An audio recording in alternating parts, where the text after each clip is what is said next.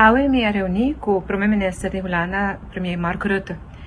Durante a reunião aqui na Ana, estava muito agradecido e a reconhecer o rol importante que a Aruba junga na conferência de água, a conferência de água, a outra conferência que toma lugar na Nações Unidas, e especialmente o rol do presidente ex-officio que a mim a desplegar durante a conferência importante ponendo o nome de reino holandês e de gente do país Aruba muito alto, e isso é algo muito importante.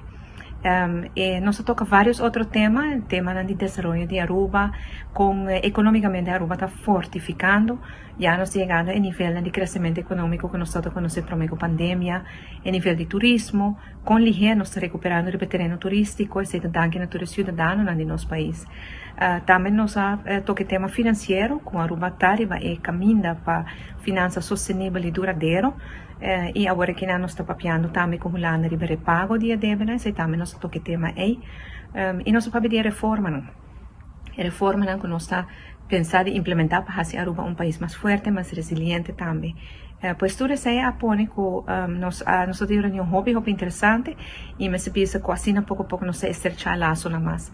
Ela deseja muito êxito, mas que também deseja muito êxito para o retorno muito grande que na Holanda e ela indica também que está preparando viagem para Aruba.